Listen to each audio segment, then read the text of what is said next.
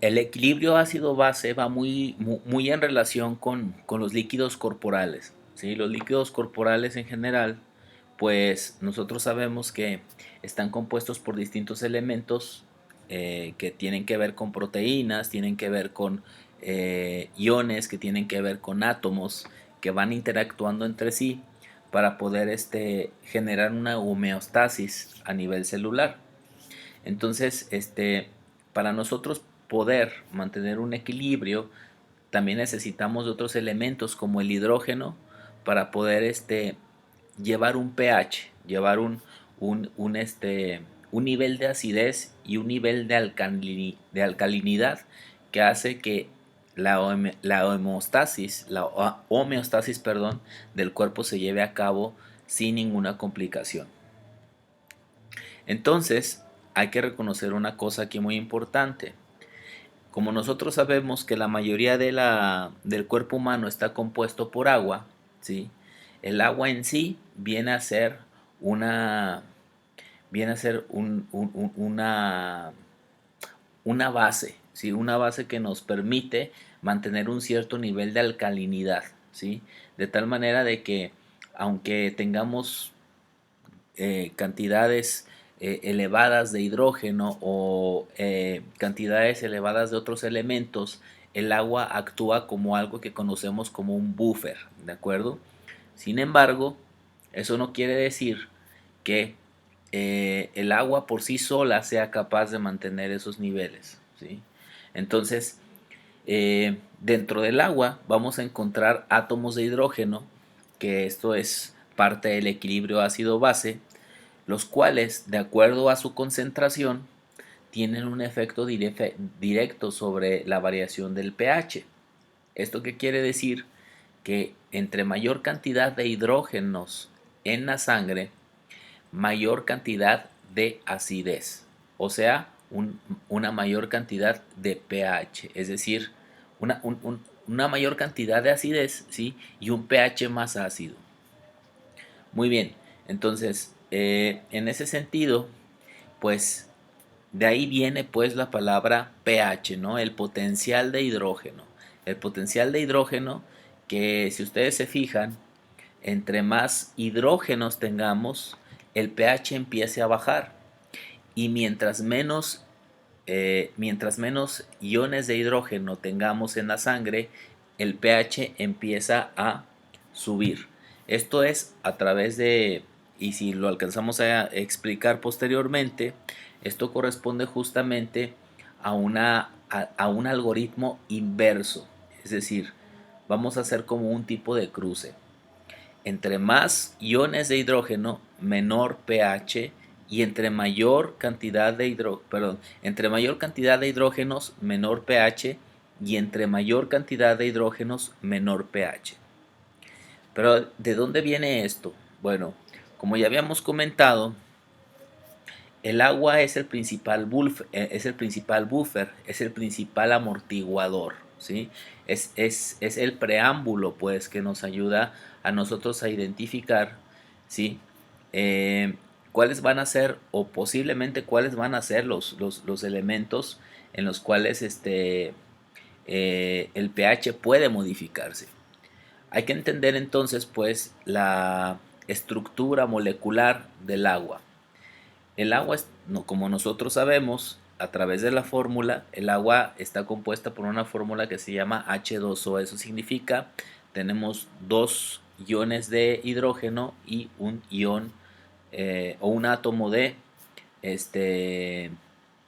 oxígeno, ¿sí? Eh, con respecto a sus características químicas, el hidrógeno, y si ustedes se fijan en la tabla periódica, únicamente tiene una valencia de 1. ¿Eso qué quiere decir? Que el ion, que el átomo de hidrógeno únicamente es capaz de unirse a un solo elemento. Sin embargo, si nosotros vemos aquí en esta imagen, nos vamos a dar cuenta de que el oxígeno tiene capacidad de unirse a otros elementos. Tiene 8 electrones, ¿de acuerdo? Esa capacidad que tiene el oxígeno de unirse a más elementos, pues nos hace al final poder establecer nuevas composiciones químicas. Pero en el caso del agua, solamente necesitamos dos átomos de hidrógeno y un átomo de oxígeno. Entonces, ¿de qué se compone el agua? Bueno, pues ya lo dijimos, y también ya dijimos que el oxígeno tiene 8 electrones. Y también dijimos que el hidrógeno tiene un solo electrón, por lo tanto no puede unirse a otra cosa. Ahora muy bien, tanto en el compuesto, en el agua, nosotros tenemos enlaces, ¿sí? Los enlaces químicos. Y en el caso del agua, el agua tiene un enlace covalente, ¿de acuerdo? Tiene un enlace covalente que es susceptible a separarse, ¿sí?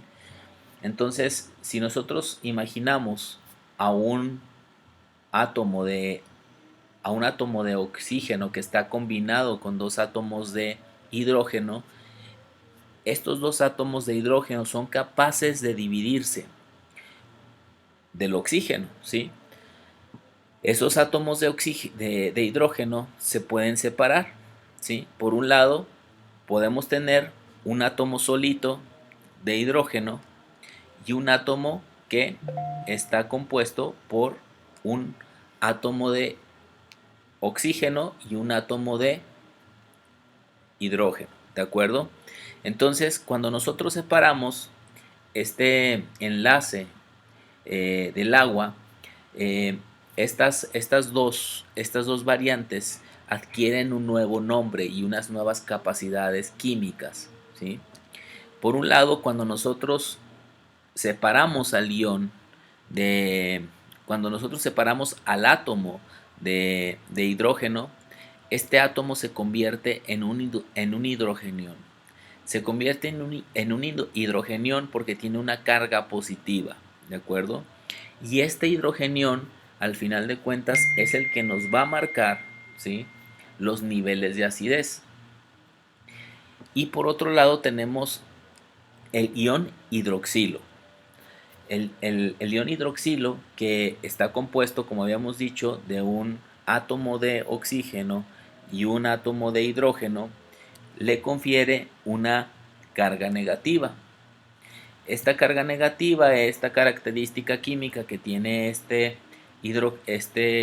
ion hidroxilo, ¿sí?, nos da un nivel de alcalinidad. De tal manera que siempre existe un juego entre los niveles de acidez por el hidrogenión y los niveles de acidez por el ion hidroxilo. Entonces, eso es una parte de la homeostasis que nosotros queremos conservar para evitar que existan diferencias y que posiblemente existan descompensaciones, ¿sí? Por ejemplo, sin embargo, el agua no siempre se encuentra en su estado original, como lo acabamos de ver. Para llevar a cabo un equilibrio ácido-base, esta se puede descomponer en un ion hidrógeno, que es lo que estamos viendo aquí, que es un hidrogenión, y un ion hidroxilo.